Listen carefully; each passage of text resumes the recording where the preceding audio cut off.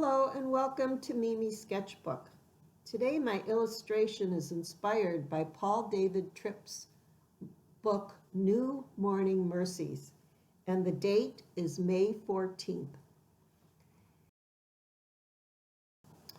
When I bought my home almost 45 years ago, there was a beautiful clematis vine planted up against my garage, and it had flourished for at least 40 years. And I love that plant so much that I planted additional clematis up trellises around my garage, and they were beautiful. Well, one day someone came to my yard and they saw my clematis and they said, "Oh, your clematis is beautiful. We are so upset. Something happened to our plant. One day it was beautiful, and the next day it had all turned black and was drooping and it was dead."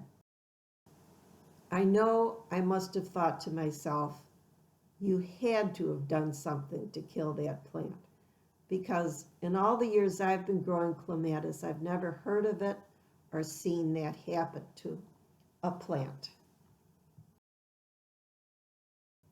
Well, it was as if this man was the prophet of doom, because it was not a week later that I went outside and found my clematis plant as dead as he described. It was black and all the leaves were drooping. It was dead.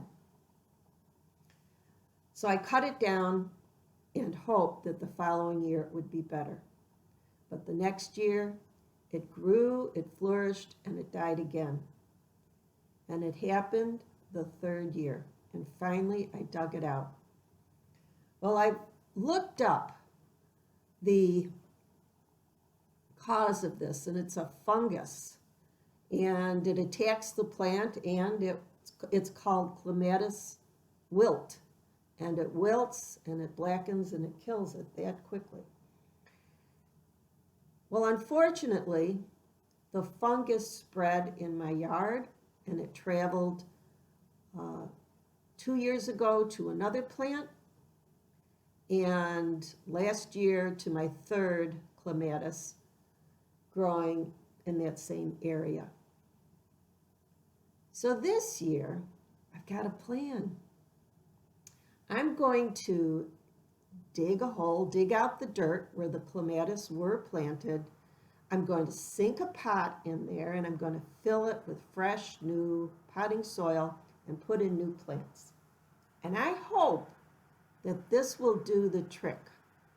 But unfortunately, when I've read up about this clematis wilt, it says it is almost impossible to get rid of the fungus. Well, Paul David Tripp says, sin is your infection, or maybe your fungus. But without the grace of the Lord Jesus Christ, it is also your demise. I'm hoping that I can beat this fungus infection in my clematis plants. But I know I can't beat it in my life. If I am infected with sin, I know the only way to get rid of it is by the grace of the Lord Jesus Christ.